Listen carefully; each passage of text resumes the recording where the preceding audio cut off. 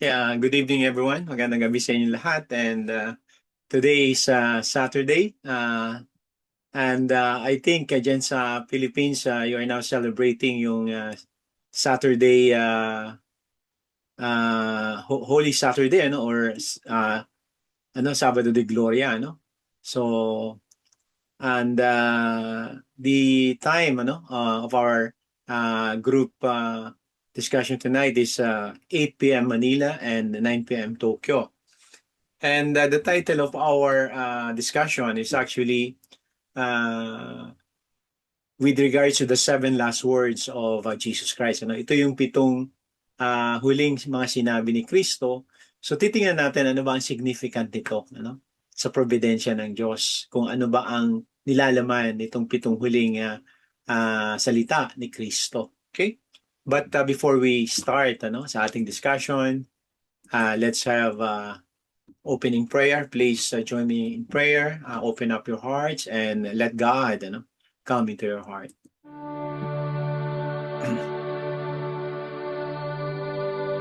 Good evening, our most beloved Heavenly Parents, our beloved true parents. Father, today, again, we're asking, Father, for your words and for your love. So that again, Father, this will somehow become our guide in our daily lives. Father, our life here on earth is a journey, but not just an ordinary journey, but a journey which we have, Father, goal, a purpose. And this purpose, Father, is to grow, Father, our heart, to mature our spirit in order for us, when we go to the spirit world, we could be able, Father, to enjoy our life there, to have an eternal life full of joy and happiness together with you as our beloved parents. Heavenly Parents, this is your will from the very beginning. But because, Father, of the stubbornness and because, Father, of the sin that our first ancestors acquired from the very beginning, your will didn't happen, didn't realize that. And instead, Father, having a joyful relationship, a joyful life of journey here on earth, together with you as our parents, it becomes a suffering journey, Father.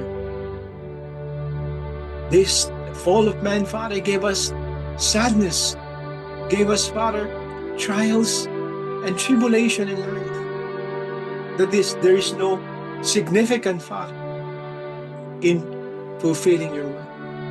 But because of our sin, the indemnification of our sin,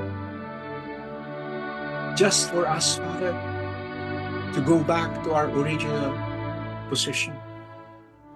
Heavenly Parents, and from the time on, you have persevered for so long years to lift up our level of spirit so that we could be able, Father, to be prepared in welcoming our Lord Christ, the Messiah, to whom will stand as the true parents of mankind, and for us to be engrafted to his family and be part again of your lineage. Father, this is your will. But there's so many people who cannot understand until now your heart. The only time, Father, that our true parents had come, Father, to this world, that's the truth had revealed for us our relationship, our very purpose in life. That's why we are very thankful and full of gratitude to our true parents. Heavenly Parents, today again, we are asking for your words so that this will become, Father, our strength in walking this path in life, so that our heart could grow and mature. And thank you so much, Father, for this night. And we pray, Father, that you could open up our hearts and mind, that we could truly understand your words, and we could truly, Father, uh, feel your presence. And at this point, we're thanking you, Father, giving our gratitudes, and pray in my name, Ronaldo Santos, blessed family, attending our Holy Mother Hand. Adieu. Adieu. Okay, again, magandang gabi sa inyo lahat, and thank you so much for giving your time again. I know na you're busy doing your things in your family, in your home, but actually this is the right thing to do, to give time for God, because we as Christian, we believe that our first priority in life is God. And the things that we're doing is only secondary. That's why sana palagi natin maibigyan ng pagkakataon ang ating pagkonekta sa Diyos. And at this night, we're going to topic the 7 last words of Jesus. But this is a theological interpretation by our true parents, by Reverend Samuel Moon. So, medyo kakaiba ito, dun sa mga yung conventional na teaching na narinig na natin. But please open up your hearts, check ninyo which do you think is closer, to the truth and closer to the heart of God. Okay? So, let's start. Okay? Our introduction is why the 7 last words matter. Ano yung importance ito? Ano yung significance itong 7 last words na to? Actually, according to Reverend Moon, these words that uttered by Jesus Christ shows yung suffering ng heart ni God by seeing the Son, the only begotten Son, na nasa cross. And also, these 7 last words, you can see also the providence of restoration. That's why it's very, very important na malaman natin what is the significance of the 7 last words of Jesus Christ. Okay? So, let's go on. But first, before we go to that topic, let us first, again, look what is God's original ideal. Para maintindihan natin lalo, ano ba yung significance ng 7 last words of Jesus Christ?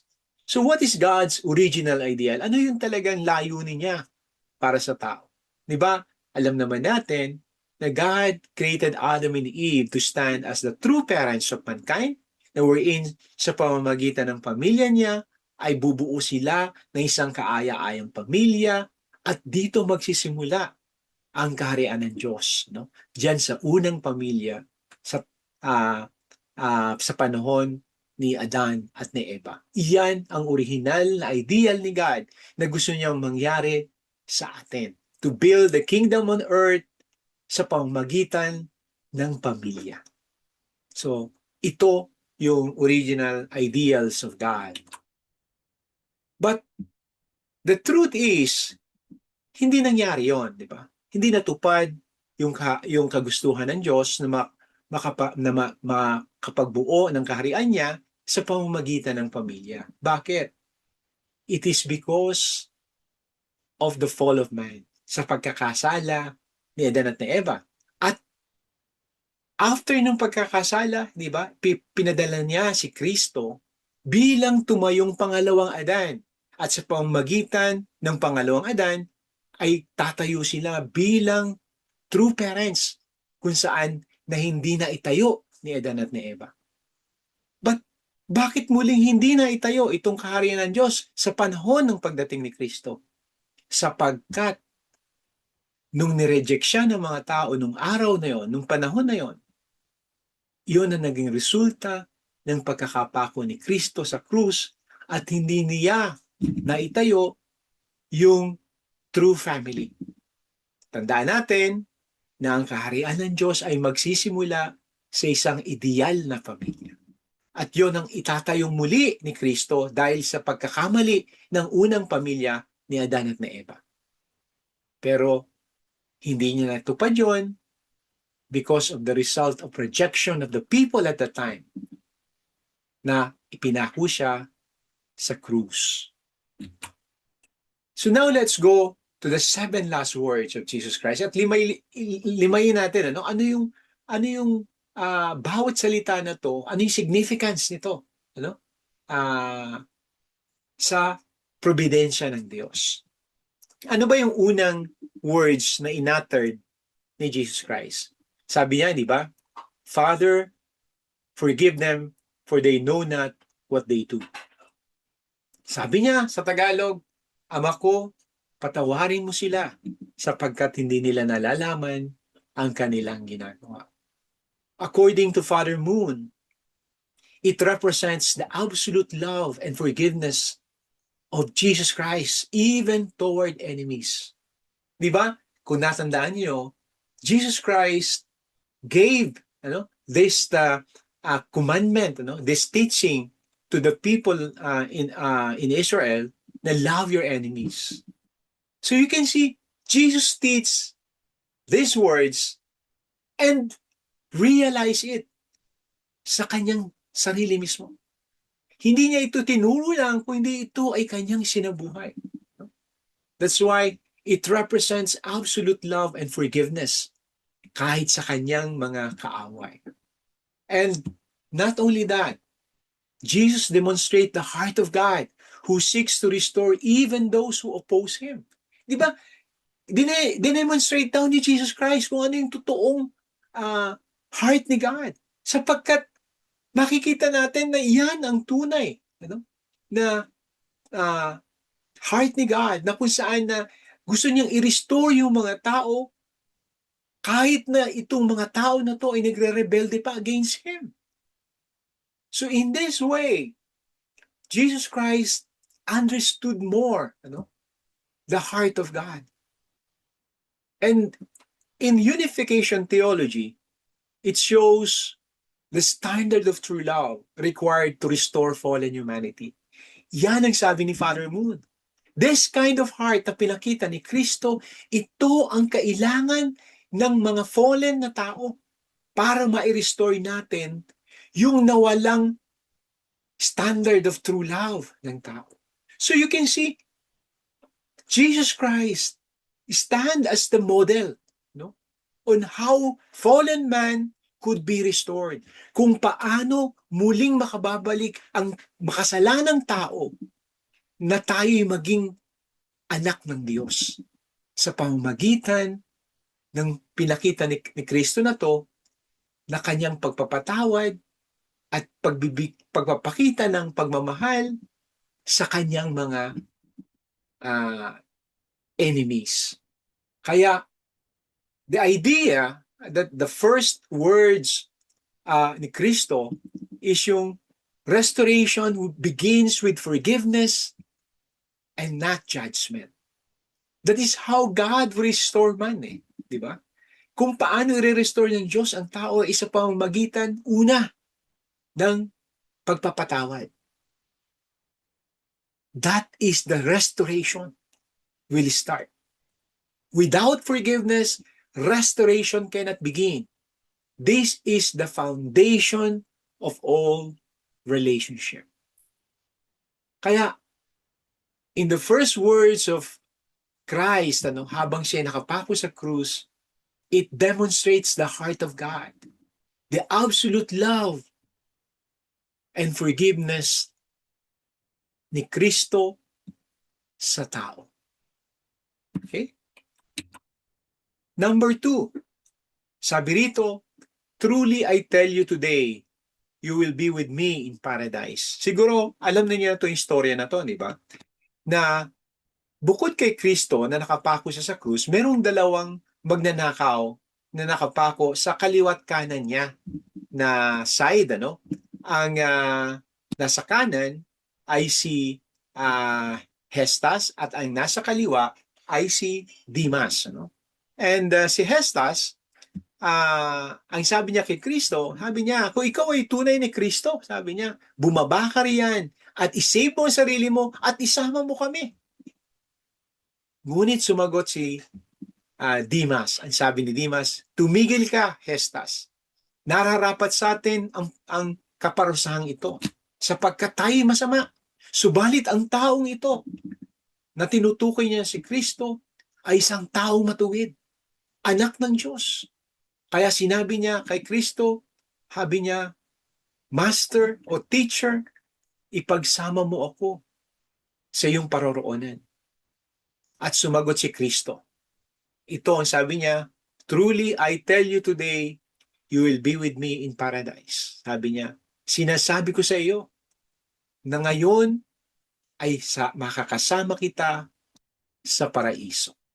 So this is the second last words of Jesus Christ. Anong ibig sabihin nito? Jesus actually offers salvation through faith, even at the last moment. So, salvation comes sa pamamagitan ng ating pananampalataya. So baka makikita nyo, yung pala, pwede pa lang sa oras na lang ng kamatayan ako, hihingi ng kapatawaran, magkakaroon pala ako ng salvation. Actually, we talk about that already in the past. Ano? Kung ano yung sitwasyon ni Dimas at ano yung sitwasyon natin sa panahon na wala si Kristo. Magkaiba yon, malayo. Si Dimas, nagkaroon siya ng pagkakataon na maka-attain ng salvation even on the last moment of his breath sapagkat ang presensya ng Diyos, ang presensya ni Kristo ay nasa sa panahon na yon. And the Christ can have the authority to give salvation at that very moment. And not only that, yung ginawa ni Dimas has, sabihin natin, a great faith, yung pinakita niya sa time na yon. Imaginein mo, ang lahat ng tao, karaniwan ng mga tao naroroon, ay gustong ipako si Kristo, di ba? Na they are actually against Christ. Pero, ano naging stand ni Dimas? He testified that Christ is a good man, the Son of God. And that Dimas shows his faith in Christ. And that is the very basis of Christ. Kung bakit niya sinabi to kay Dimas, na truly I tell you today, you will be with me in paradise. According to Father Moon, this is a spiritual salvation, no? But not a full physical restoration. Because paradise is not yet the kingdom of heaven, but that intermediate state. Meaning, the second to the kingdom of heaven is paradise. So the kingdom of heaven will only be realized, kung magkakaroon ng true parents. Because the true parents, the true family, will open the gates to the kingdom of heaven. Kaya hindi ba ang pag-aaral natin in the past, the key to entering the kingdom of heaven is family, pamilya, an ideal family. So Jesus opened the way for spiritual salvation, but not the full kingdom. And it remains unfulfilled. The reason why, ano ba ang sinabi ni Kristo? Ako'y muling babalik. He is prophesying about the second coming of Christ. To what? To complete giving salvation to man. Para maibigay sa atin ang kompletong salvation, physical and spiritual salvation. So, yung cross kay Kristo, yung pagka-crucify kay Kristo, we only receive a spiritual salvation. Okay? Number 3, it says, woman, behold your son. Behold your mother. What does it mean? Anong ibig sabihin nito? Jesus forms a new spiritual family centered on God. In unification teaching, This reflects the lost ideal of true family, Adam's family. Jesus could not establish the physical true family due to the rejection. Hindi ba dahil on the time of Adam and Eve's time, hindi nila natupad yung pamilya nila, hindi nila na-realize yung family na intended by them by God, an ideal family. Kaya Jesus as the second Adam must come to restore that family. But because of the crucifixion of Christ, hindi natupad yon, yung physical family na yun. That's why, on the third last words of Jesus, it signifies that Jesus establishing a spiritual family. Later, we will talk about that. So, Jesus creates a spiritual family pointing to the lost ideal of God's original family, and the purpose of God is fulfilled through family. This remains a central in restoration. So mapufulfill lang yung purpose and will of God sa pamamagitan ng pamilya. That's why the second Adam or the Christ coming to the world is to establish an ideal family. The family that was lost by Adam and Eve. Okay, that is the third words of Jesus Christ. How about number 4? Sabi rito, my God, why have you forsaken me? What does it mean? Ang sabi rito ni Father Moon, it expresses the deep sorrow and separation. It expresses the heart of Christ. Reverend Moon interprets this as not as a loss of faith.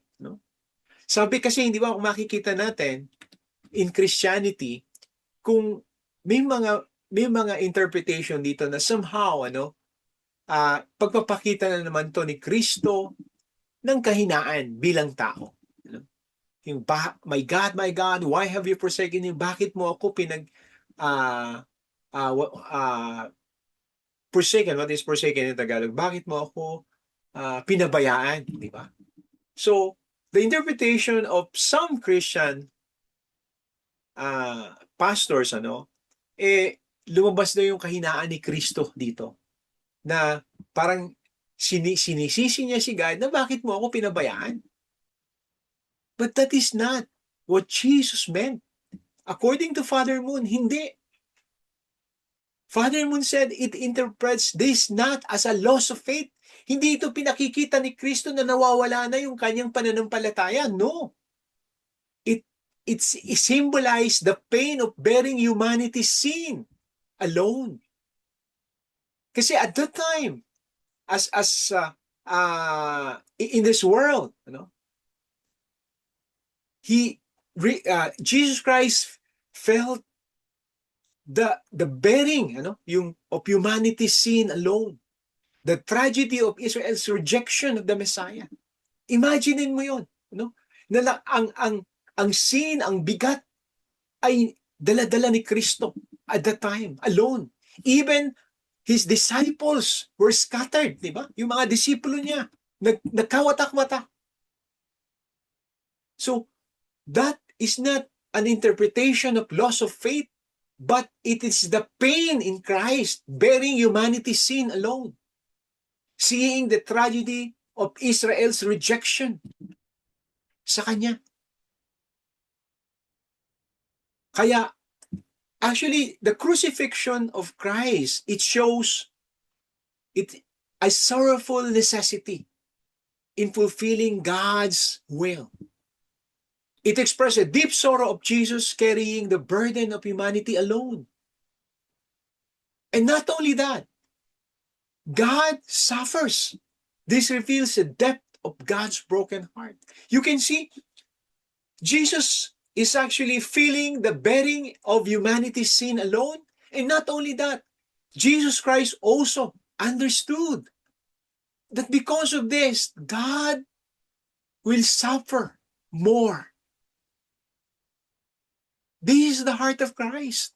Pero, ang nakakalungkot, makikita natin sa Kristyanismo, they interpret this fourth last words of Christ as a sign of what?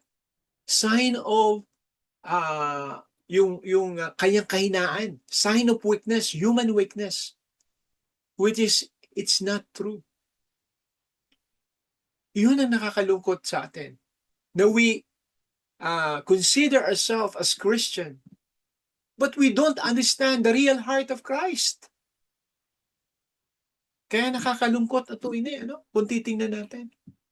Hindi natin nauunawaan. We just read the 7 last words of Christ, but we don't understand what is the deeper meaning of His words. Hindi natin naunawaan yung tunay na ibig sabihin ng kanyang mga sinabi.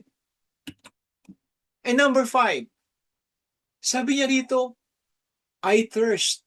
Ako ay nauuhaw. Alam niyo, nakakatuwa, may mga pilosopo ng mga tao, ng mga Pilipino, na ginagawa nila tong kalokohan ba?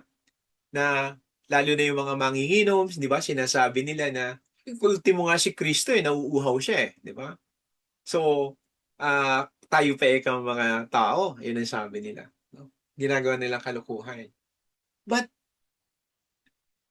again, ito ba yung tunay na ibig sabihin ni Kristo when He said the word thirst? Ito ba yun? No. Hindi ito ang ibig sabihin ni Kristo na siya nauuhaw. Nauuhaw sa tubig? No. According to Father Moon, it beyond physical thirst. Reverend Moon emphasizes that the word that Jesus uttered, I thirst, it symbolizes a spiritual longingness for His followers, faithful followers. Yung kanyang longingness sa kanyang mga followers. Yung kanyang longingness for the fulfillment of God's will. Ito yung kung saan niya sinabi na ako'y nauuhaw. It's not sa pamamagitan ng tubig. It reflects God's thirst for love and restoration.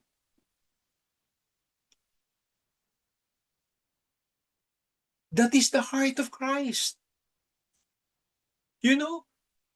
After the fall of man, God longs for humanity's response.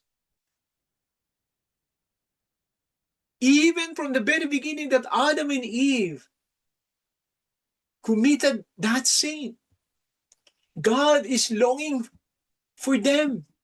Di ba ganun tayo bilang mga anak? Bilang tayong tao. Kung tayo may anak, at ang anak natin ay nawala sa atin, on the very first day, you will long for your children.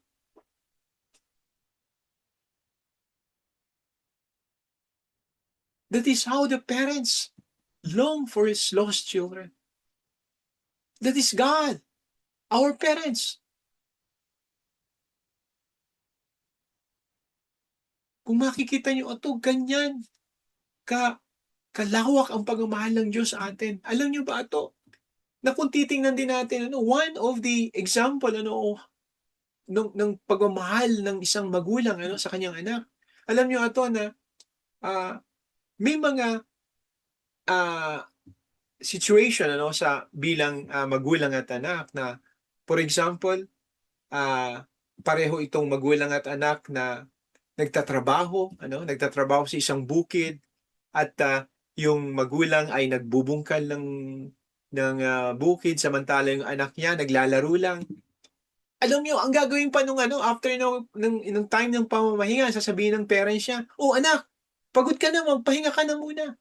Samantalang ang nagtatrabaho yung magulang, mas pagod ang magulang, pero ang mamumutawing una sa kanya ay yung pagod ng kanyang anak. Pagod ka na anak muna, magpahinga ka. Eto, magmerienda ka muna. He's actually saying, that, because of His love sa kanyang anak. That is the heart of parents. Kahit mas hirap siya, kahit mas pagod siya sa kanyang anak, pero ang sasabihin niya, anak, pagod ka na. Sige, magpahinga ka na muna. Ganyan ang Diyos sa tao. Actually, Jesus Christ uttered these words because He longs for faith. He longs for people who can understand and follow God's will. That is the longing of Christ kung bakit niya sabi, ako'y nauuhaw.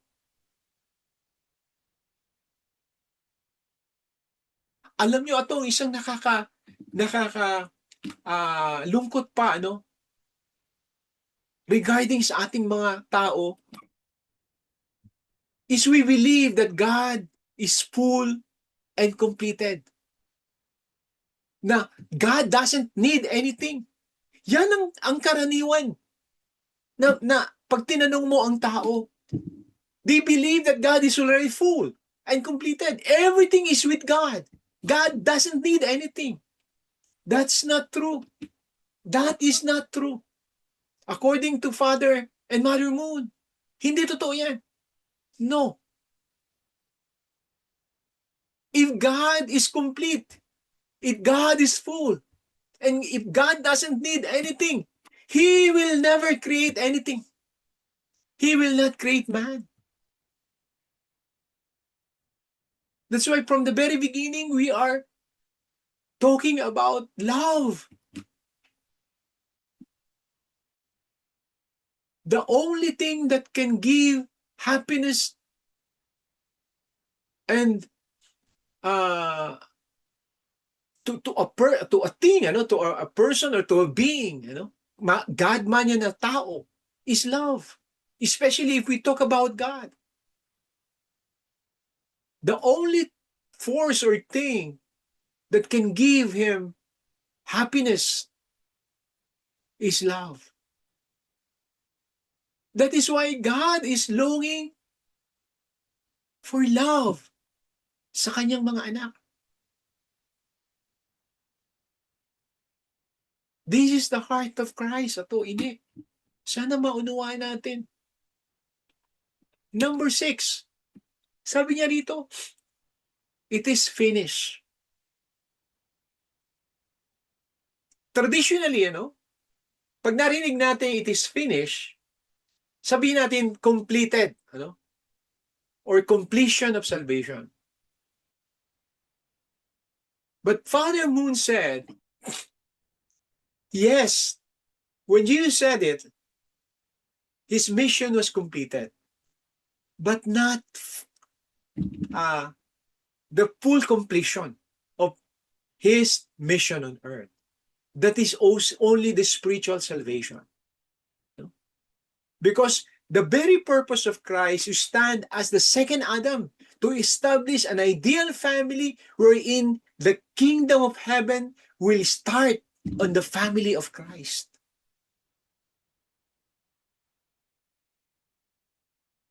And the very reason, na kaya muli siyang nag-announce, muli siyang babalik, it is because of this. Kaya alam niyo ito, yung pagbabalik na muli ni Kristo is a prolongation of the providence of God. Prolongation means napahaba pa muli ang pagkukomplete ng will ni God, that is to establish the kingdom of God. The reason why God's plan continues toward full restoration through the coming of the second coming of Christ. Kaya, it is finished, it doesn't mean na complete yung mission ni Kristo, kundi it's actually the spiritual salvation. And on the second coming of Christ, that He will attempt again to complete the mission that was given by God sa Kanya, and that is to complete the salvation of man, physical and spiritual. Okay? So, siguro baka nakalimutan niyo, I will give you one example. Bakit hindi tapos yan? Hindi ba? Sabi kung natandaan niyo, ang sabi ni Paul, di ba? Sabi niya, after the resurrection of Christ, di ba? Even nung ginagawa na niya yung kanyang ministry, si Paul, sabi niya, my spirit is willing, but my flesh is weak.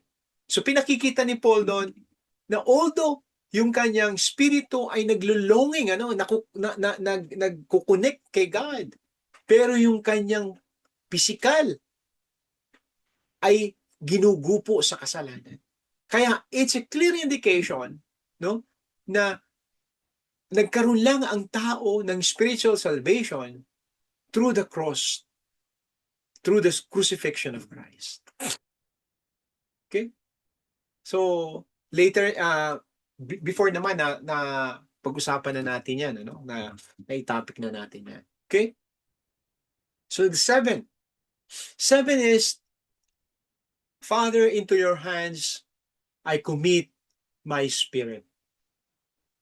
So, these final words of Christ means obedience and trust in God. Reverend Moon and Father Moon said, Jesus maintained his absolute faith until the end. He commit his spirit to God. Whatever the will of God, yun ang kanyang susundin. This becomes the model for all believers in restoration. That's why, di ba, in the Bible, Jesus, we must become like little Jesus. We must become like Jesus. Kaya nga, di ba sabi ni Kristo, if you want to follow me, take up your cross and follow me. So, Christ is the model. And we must follow that model. The problem is, many people misunderstood the words of Christ. Nami-misunderstood natin. Like for example, anong ginagawa ng tao, lalo niya in Catholic faith, ginagawa nila, nagpapapako sila sa krus. Nagbubuhat sila ng krus. Nagpapahampas sila. Do you think, is that necessary? Hindi ko sinasabing masama yun. I'm not saying masama yun. But I'm asking you, is it the real will of God? Sa mga napag-aralan na natin, is this the real will of God? Is this what Jesus wants you to do? No. By doing that cannot restore you back to original position. You cannot build the kingdom of heaven by doing that. That is not what Jesus meant. Hindi yan ang ibig sabihin ni Kristo na if you want to follow me, take up your cross. No.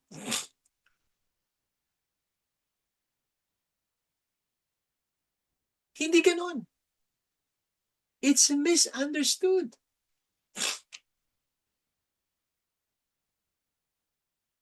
Kaya,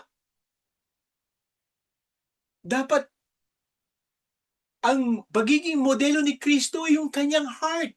Diba yung pinakita yung unang words na inatid ni Christ, yung pagpapakita niya ng pagmamahal even to his enemies.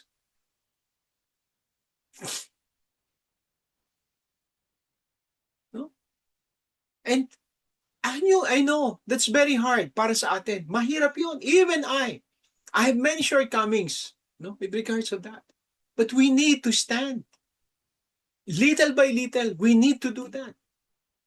Unless we do that, we cannot see the kingdom of God.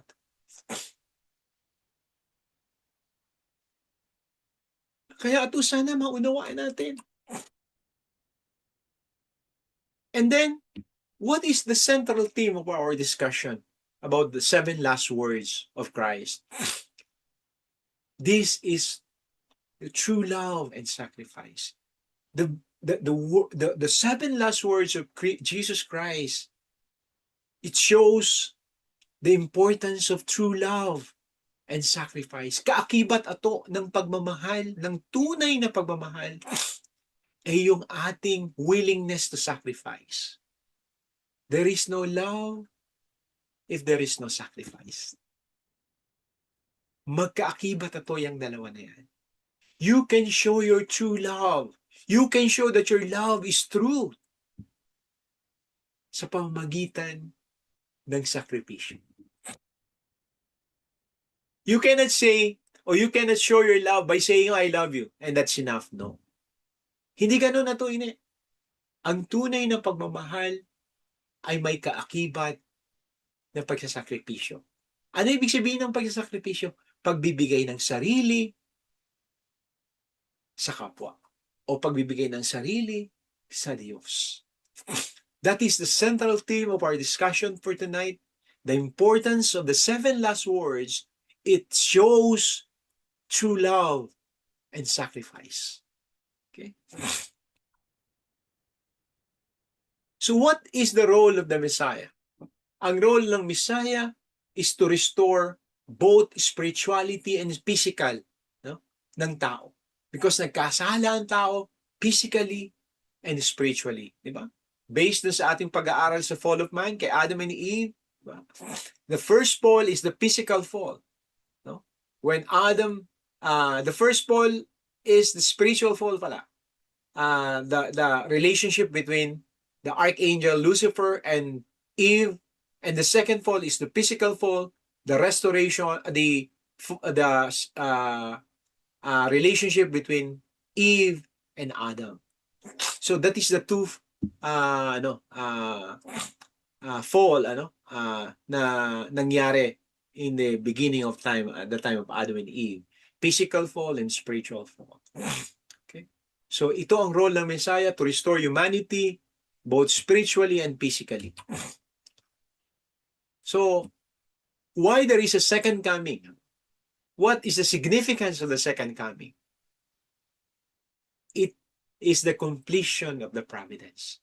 The second coming, again, sabi ko nga sa inyo, the Messiah, the third Adam, will again attempt to restore the family that was lost from the very beginning at the time of Adam and Eve, and the unfulfilled mission, physical mission of Christ, the first coming of Christ. Yun ang i-attempt ng third Adam, to establish an ideal family that will open the kingdom of heaven. So yun pa rin, kung ano yung pagkakamali from thousands of years before, yun pa rin ang susi sa pag-establish ng kaharian ng Diyos. Okay? So, the second coming is the completion of the providence. So, what was left unfinished will be completed at the second coming. That is the purpose of the second coming. Okay? So, what is the application in our time today? How can we apply yung ating napag-aralan sa ngayong gabi sa ating pang-araw-araw na buhay, sa ating panahon? According to our true parents, Father and Mother Moon, we must live the teaching. So, kailangan natin na encourage natin ang ating sarili to living a life of forgiveness, faith, and love. So everything, actually, not only on this topic, everything that we talk about, ang application yan sa ating daily lives, sa ating panahon, kung paano natin isasabukan. Yun ang magbibigay ng katuturan doon sa ating kagaya ng ating mga sinasabi, ating teaching. Sabi nga kanina, yung true love, kaakibat nun ang sacrifice. So, ang nagbibigay ng value dun sa love is the sacrifice. Ganon din naman sa katuruan. Ang magbibigay ng buhay sa katuruan ay yung ating pagsasabuhay ng katuruan.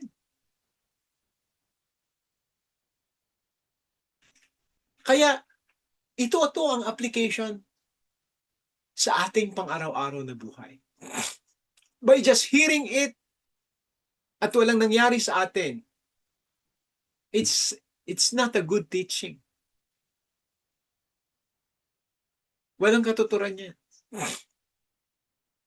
Magkakaroon lang yan ng katuturan sa ating buhay kung ito ay ating isasabuhay. Okay? So encourage us to live a life of forgiveness, faith, and love. So, what is our conclusion? Actually, yung crucifixion or cross reveals both human failure and God's enduring love. So makita nyo, ang ganda, no?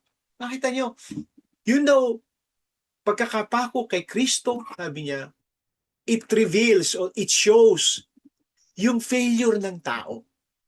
Pero kaakibat nito ay pinakikita nun yung God's enduring love. Meaning, even though whatever yung isang malungkot o nakakalungkot na pangyayari man yan, but God will never stop. God will endure however, whatever sacrifices that. However, gaano man yung kabigat, God, as our heavenly parents, will endure that kind of sacrifice because of His love sa atin, sa ating mga tao. At yan ang pinakita ni Kristo. No? Even doon sa mga huling salita niya na iniwan sa atin habang nakabayubay siya sa krus. It talks about the heart of God. It talks about the heart of Christ na nami-misunderstood natin. Sana ito naunawaan natin yun.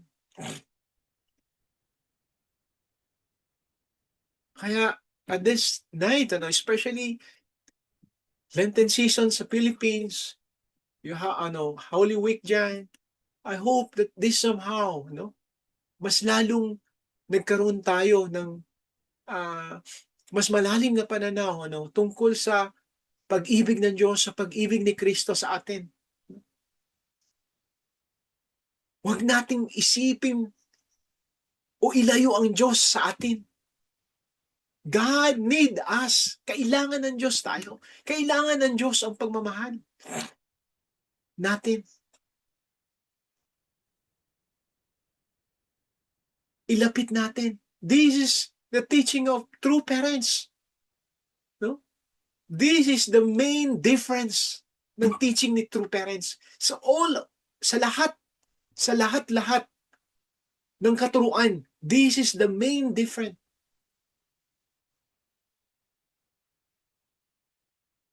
Na tinuturo ni true parents that God is our heavenly parents. We must be in total unity and connection with God as a family. Okay? So this ends our topic for tonight. Actually, according to this final reflection daw, sabi niya, siguro itong katanungan ko sa inyo na to, sagutin na lang nyo mamaya sa reflection natin. Sabi rito, how will you respond to God's longing? We know God is longing for love. God is longing for people of faith. So, how will you respond to that longing of God? Okay. So now, let's have our unison prayer to close our discussion for tonight. Please bow your heads and open up your hearts and talk to God. This is one way on how we could show our longingness to God. Okay? Magandang gabi po muli, mahal namin Ama, aming tunay na mga magulang. Napaka-swerte po namin na aming pong natagpuan ang aming tunay na mga magulang sapagkat amin pong kayong natagpuan sa pamamagitan nila. Ang mga bagay, ang mga salita na nagkakaroon po ng mga katanungan sa aming puso ay amin po natagpuan sa pamamagitan ng aming tunay na mga magulang. Ang katotohanan sa ating pong relasyon, ang katotohanan tungkol po sa inyong kagustuhan para sa amin at ng layunin po namin dito sa lupa ay nabigyang linaw sa aming panahon. Ito po'y lubos na aming pinagpapasalamat sa inyo sa pagmamahal po na iniuukol nyo sa amin sa araw-araw ng aming buhay. kahit po napakaraming beses namin nagkamali, napakaraming beses namin na gumawa ng kasalanan, patuloy po niyo kaming hinahawakan, patuloy niyo po kaming ginagabayan at niyayakap upang magkaroon kami ng kalakasang muli at muling tumayo sa aming responsibilidad. That is your love, Heavenly Parents, for us. Heavenly Parents, thank you so much for everything. Thank you so much, true parents, for your love. That you are ready, Father, to sacrifice yourself for our sake, for all of us. Heavenly Parents, we do pray that those people who are seeking for the truth, who are seeking for love, could have a chance also to understand and find our true parents. Thank you so much, Father, for giving us our beloved true parents. And as we go on, Father, in our life, to think that we will pledge, Father, to you and vow to you that we will not leave you anymore. We will, Father, be victorious in our life.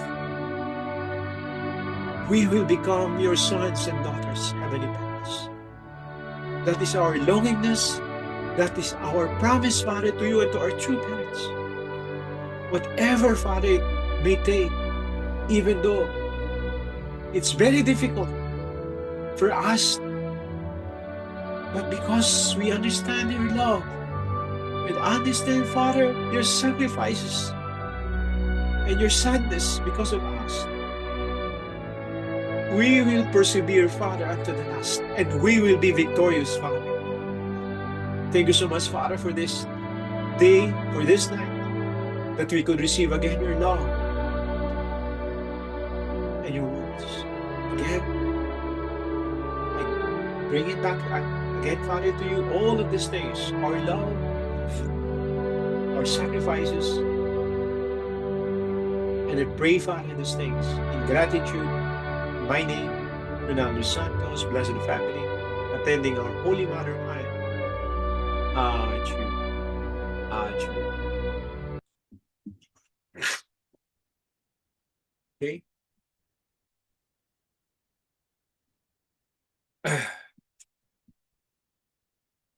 Okay, good evening sa inyong lahat, and musta kayo? Anong celebration niya diyan sa atin sa Holy Week diyan sa atin?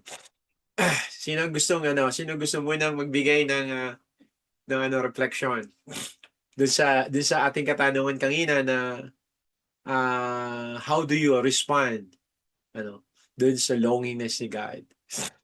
Okay. JB, ato manguna ka nga uli. Nasa biyahe ka pa ba? Pauwi na po dito. Pero sige, okay lang po. No problem. Oh. Ato sige, ka ulit. Before po ako maganda sa reflection dito, gusto ko lang yan yung i-emphasize po yung sinabi nyo nga na grabe yung heart ni God at ni Jesus Christ. Kasi imaginein mo yung forgiveness. Diba? Aminado naman tayo, lahat tayong mga tao. Isa yan sa minsan challenge natin sa buhay, magpatawad sa mga taong nagkasala sa atin. Hindi siya ganun kadali. Pero imagine niyo si Jesus, nasa harap siya, nakapako siya sa cross. Pero pa niya yung well-being ng yung ikabubuti ng mga taong nag-persecute sa kanya, di ba? Yes. So, yun yung isa sa pinaka And yun nga, tama po yung sabi niyo na si God, yung longingness niya sa atin, talagang naman. So para sa akin dito, kung paano ako magre-respond doon. Not only, siguro dito number one, let's try to be closer to God. Literal. Ito yung parang sasabihin ko dito, literal na parang, kaya ko siya sinasabing literal kasi minsan dito yung mga tao, pag sinabing kailangan mo maging close kay God, kailangan drastic agad yung mga gagawin mo, yung mga start small. Kung nahihirapan kang agad siya, start small. 1%, 2% every day. malaking bagay yun, mafe-feel ni God yung paglapit mo sa Kanya. Pangalawa, we can also try dito to parang yung puso natin, i-condition natin para ma-express natin sa tao sa paligid natin yung heart of God. Number one, mahirap pero at least let's try to make it a good habit na magpatawad tayo. Kasi most of the time yung mga tao ayaw nila magpatawad kasi ang dahilan nila di naman ako may kasalanan eh. Oo. Di ba? Di ako may kasalanan. Ba't ako ang magsasoring una? Ba't ko siya papatawarin? Wala naman ako ginagawang masama. Di ba? Ganun naman yung mga tao na parang they'll just avoid it, ganyan. So parang let's try to start small. Ibig sabihin, hindi naman kailangan grand gesture yung pagpapatawad mo eh. Umpisahan mo sa puso mo kasi yung sarili mo mismo yung magiging kalaban mo dyan eh. Yung sincerity mo. Madaling sabihin, okay, pinapatawad na kita. Pero kalaban mo yung sarili mo dyan eh. Pero kung gamit mo yung heart ni God, we can all be someone na talagang sa puso mo, pinapatawad mo isang tao. Doon pa lang, sa sarili mo pa lang, alam mo totoo, yung pagiging genuine. So parang yung dito yung iiwan ko dito sa na parang yun yung response natin kay God. Kasi what better gift sa isang magulang yung makitang nagmamahalan yung mga anak niya. Na yung isa sa mga anak niya, ginagamit niya yung heart niya mismo. Parang nakikita niya, nagre-reflect yung pagmamahal niya towards sa mga anak niya. And yung anak niya mismo, nagre-radiate yung pagmamahal na yun dun sa mga kapatid niya. So para sa akin dito, yun yung pinakamagandang response for me. Is yung mahalin mo yung kapwa mo, patawarin mo yung kapwa mo.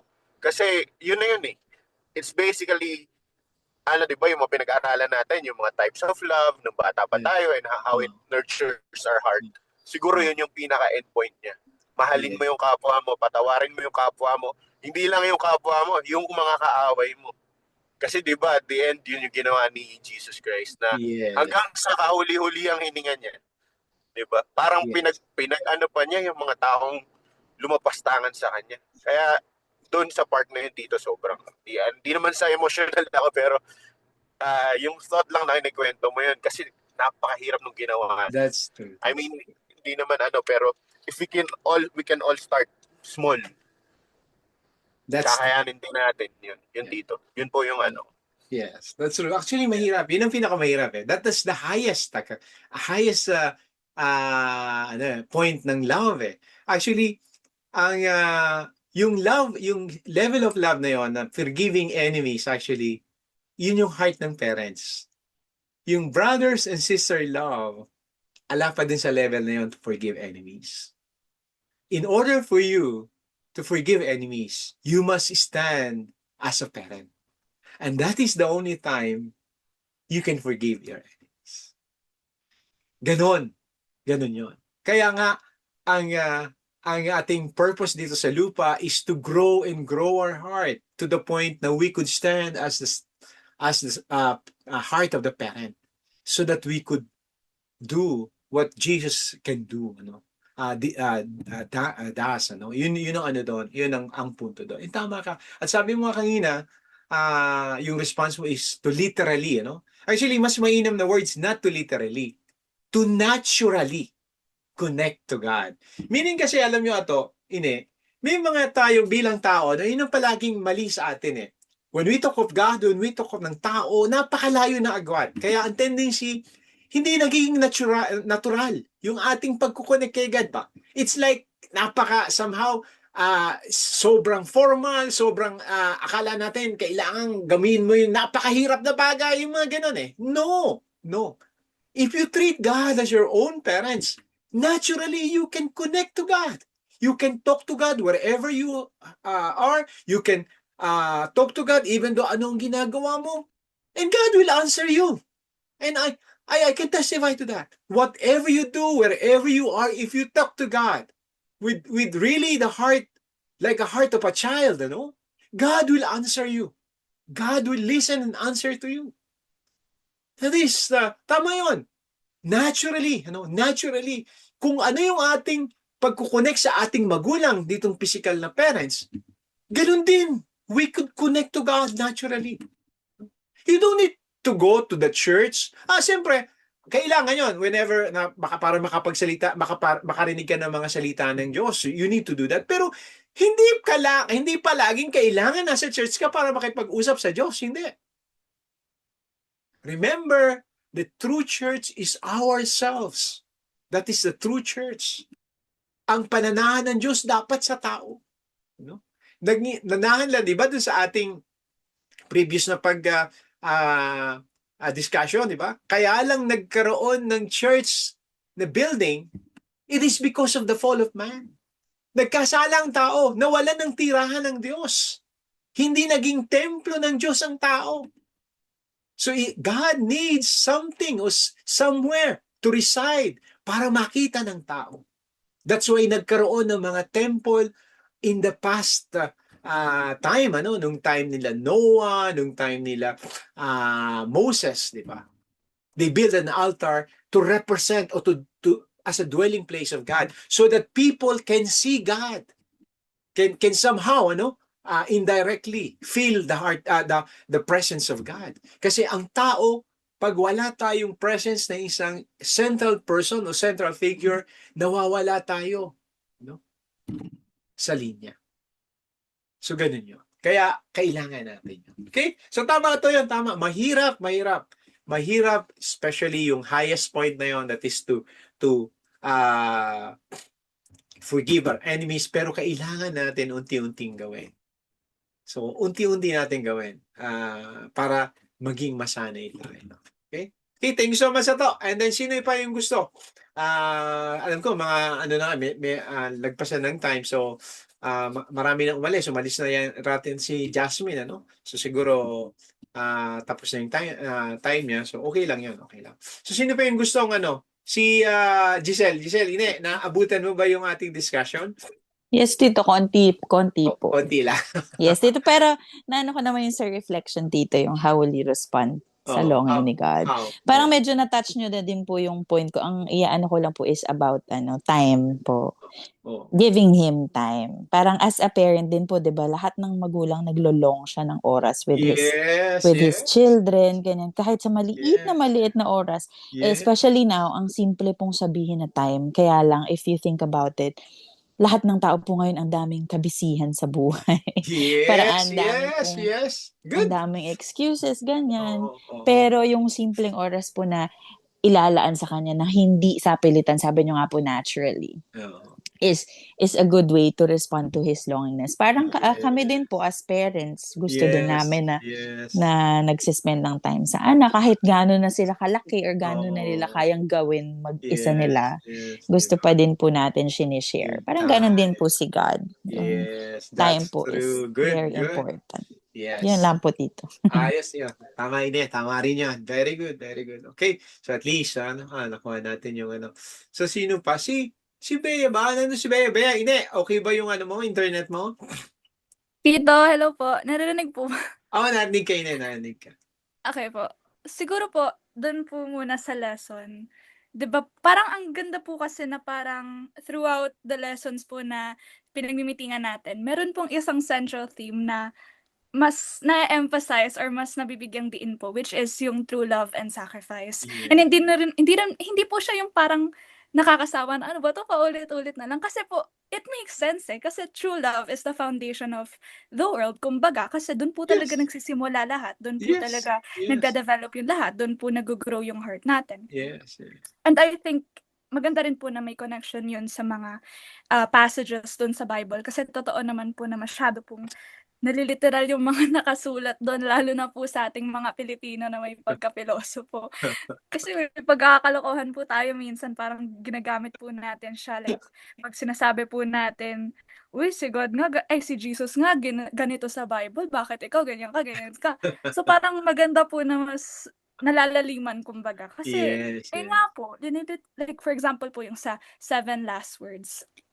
Di ba po ang sabi ni Jesus is like, forgive them for they do not know what they are doing. Like sa ibang tao po kasi, madalas ko po ito naririnig, parang, okay, ayun, pinatawad sila ni Jesus kasi nga hindi talaga nila alam yung ginagawa nila. Hindi alam ng mga Romano na siya yung anak ng Diyos, na hindi dapat siya gano'n. When in reality, it's more of a testament to the forgiveness of Jesus. Like, akalain mo po yun, di ba? Like, Yes.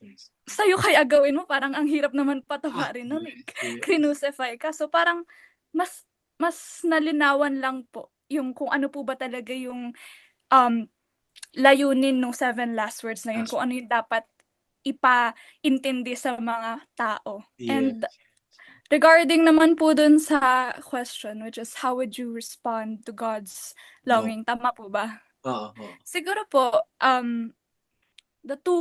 there's two steps for me, which is the first one, yung makokonek ko po siya sa mga sinasabi ng tao, which is to love someone is to understand them. So parang hindi po mawawala dyan yung pag-aaral talaga ng Biblia, ng mga words of God, yung mga, what do you call this, yung parang parables, mga ganun po. Hindi po yun mawawala. So kahit po sabihin natin na, kasi po yung iba parang sa isip po nila, ay hindi ko na kailangan yan, ang mahalaga naniniwala ako. Hindi po ganun dapat. Dapat po kahit pa paano mag-effort tayo na intindihin po kung saan po nanggaling yung ganun. And then Paano ka of course, mag-grow? yes. And then yung sa second part naman po siguro, ay nga po, live the teachings of God. Hindi po sapat na alam lang natin yung mga mga tinuturo. Kasi ang pangit naman po nun, parang kabisado mo yung mga Bible verses. Kasi ganun po, Tito eh. Yes, totoo yan. May mga ganyan. Ang dami ko pong nakikita sa Facebook, parang puro lang po repost ng mga Bible verse nakikita nila. Pero pagdating naman po sa totoong buhay, medyo masama po ugali, ganun. Hindi po linilive out, kumbaga. Medyo mababaw pa rin po yung mga pagkakaintindi nila. Ayun lang po. Thank you. That's true. Tama yun eh. Okay, ang ganda ng reflection nyo actually, So, that is the very reason I'm asking your reflection, is siyempre para for me to know kung naunawaan niyo yung ating discussion. At the same time, it gives me also inspiration, na kahit paano pala nakukuha niyo yung point natin, di ba? Na natututo tayo, So, ang ganda. Even I know God and true parents are very happy, seeing you, responding, dun sa kanilang pagtawag sa atin. Okay, thank you so much. Si Joel, final, Hello. Good evening, Tol. Good evening. Good evening.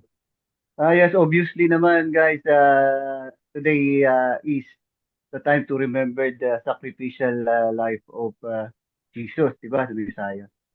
At maganda nga yung question ni Kuya kanina, yung para sa reflection, how will we respond to God's love? Dadagdagan ko na lang din ang question yan. Mamaya sagutin nyo before kayo matulog. Sinulat ko yan eh. Ganito. How if tumating yung araw, particular na araw na para sa isang mangingisda, ano ba ang dapat niyang gawin o mararamdaman